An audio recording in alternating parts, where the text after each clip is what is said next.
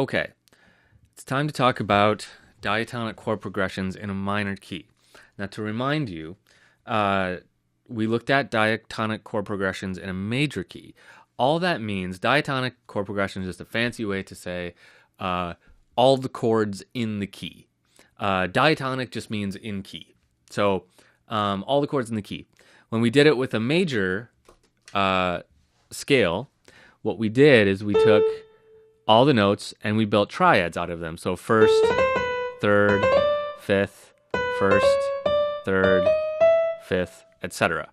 So we're going to do that same thing, and we're going to see what pattern emerges. Now, if you remember, the major scale pattern that we had was major, minor, minor, major, major, minor, diminished, that weird one, and then it starts over again. Those were all the chords in the major scale. So that's the major pattern of doing this. So let's do it with the minor scale and see what emerges. So I'm just going to take each of these. So here's the next note.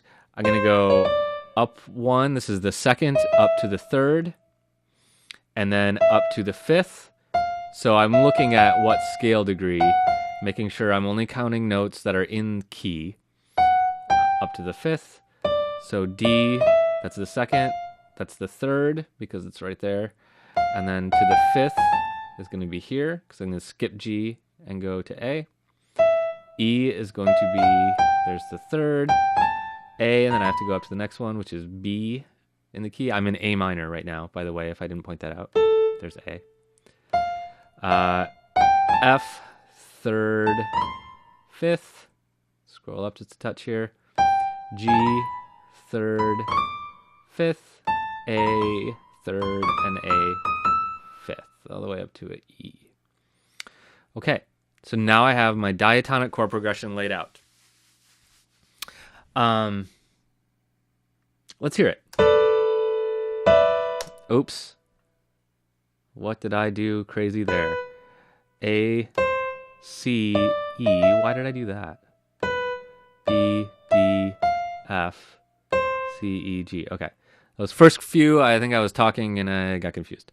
So, first, third, fifth, first, third, fifth, first, third, fifth. Okay. Much better. Let's try that again.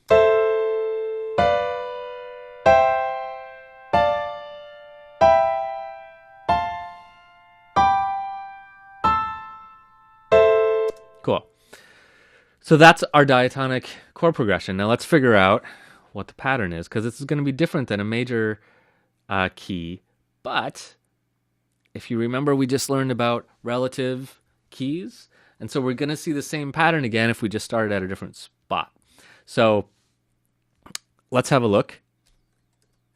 Okay, so we're in a minor key. So pretty safe to assume our first chord, the one chord, if you will, is going to be minor. So I'm going to use a lowercase m.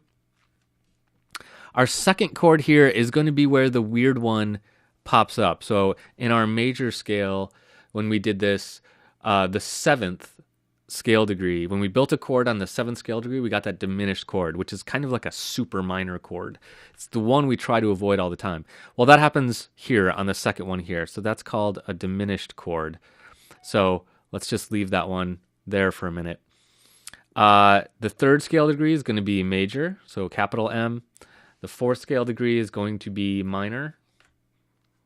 And then the fifth is going to be minor. The sixth is going to be major, and the seventh is going to be major. So our pattern now is minor, diminished, major, minor, minor, major, major. Now let's look at what the major diatonic chord progression was. So the major one is major, minor, minor, major, major, minor, diminished. So, remembering our relative majors and minors, if we look at the minor chord progression and we go all the way to a certain point, we'll find the major pattern cycling through. The easiest way to spot it is look at the diminished chords, right? Because the diminished chords only happen once. So, they happen in the relative same spot. So, in the minor chord progression, if we go to the third, again, and we start counting from there, major, minor, minor, major, major, right? That's the same as the major chord progression. Major, minor, minor, major, major. So we start it there. In this one, in the major chord progression, if we start it here on the 6th again, we would get minor, diminished, major, minor, minor. It's the same as the other one, the minor one. Minor, diminished, major, minor, minor. So the chord progressions work the same. They have relatives. But let's set that aside for a minute because we don't want to get too confusing. So let's just focus on the diatonic minor chord progression. So remember, the chord progression is minor, diminished, which means you might want to avoid that one. We don't use that one very often because it's ugly. Major, minor, minor, major, major. Then it starts over again. That is our minor chord progression. So that means if we're in C, no, sorry, let's do A because that's what we're looking at now. We're in A minor. A minor, if I go to the 3rd scale degree, that's going to be a C. That means there is a C major chord in the key of A minor.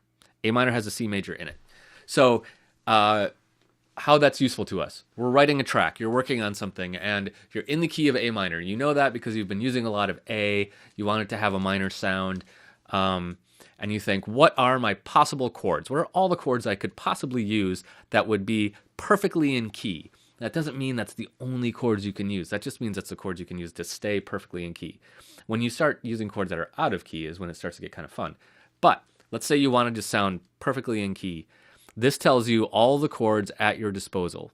It's going to be, the first one's going to be minor, so that's going to be an A minor chord. The second one's going to be a diminished, so that's going to be a B diminished. Symbol for diminished is this tiny 0. Let's put that one in parentheses because we don't really want to use it if we can avoid it.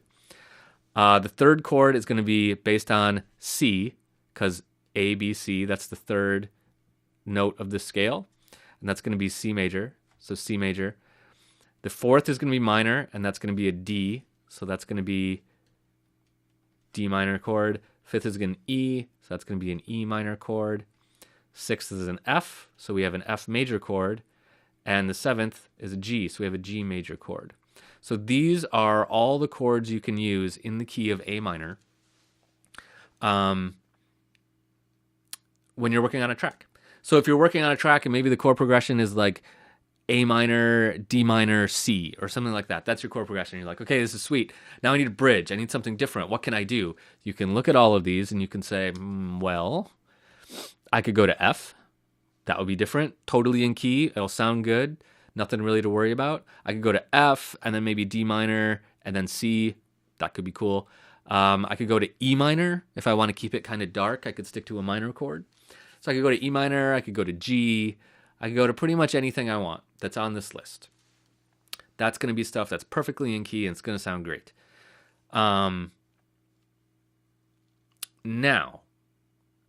let's walk through how to figure this out one more time. Let's do a different key so that we can figure it out in a different key. Let's look at, I'm going to select all these and let's move to, let's move to C minor. Sorry for that horrible sound. There we go. Very modern. Okay, I just transposed everything to put us in C minor. So I didn't go to the relative, I went to the parallel. So I went to from A minor to C minor. So I just had to transpose everything up. So we're in C minor, C, D, D sharp or E flat, F, G, G sharp, A sharp, and then C again at the end. So we know what our pattern is. Let's find all the chords we can use in C minor. If our track is in C minor, let's just list out all our possible chords that work in C minor. So we know the pattern. The pattern's going to be minor, diminished, major, minor, minor, major. Oops. Oh yeah, that's right. Then we start over here. So this is C again. So that's the same as our first chord. I was like, oh, I need one more chord. Okay. So now we just need to put names on these. C, and it's a minor chord. So C minor is in the key of C minor, obviously. D diminished, and we don't really want to use that one if we can avoid it. We do use these diminished chords. They work pretty well as passing chords. Passing chords means like a chord to get between two chords really quick, and we're not going to sit on it. But you don't want to sit on this. And in dance music and most electronic music, we just avoid them altogether. If you were doing another style, like especially jazz, you would be using diminished chords and stuff like that all the time. But we don't use them very often, so I'm not going to spend too much time on them. Okay, next is D sharp, and it's a major chord. So we have D sharp major. Next is F, and it's a minor chord. So F minor. Next is G, and it's a minor chord. So G minor. G sharp. That really should be A flat, but let's call it G sharp. G sharp, and that's a major chord. A sharp, and that's a major chord. Okay, so here are my options. If I'm in the key of C minor and I want to know what I can use a C minor chord, I can use a D diminished chord, which I probably shouldn't. I can use a D sharp major chord, I can use an F minor, I can use a G minor, I can use a G sharp major, and I can use an A sharp major. Cool. So now we know all the chords we can use in that key. So all you got to do is figure out what key you're in, run this pattern. You don't even need to do all of this business of figuring it out now, right? Now we know how to just figure it out. We know this pattern, minor, diminished, major, minor, minor, major, major, and we know the notes of the scale, right? So we just got to put those together and lay out all the possible chords we can use. Cool.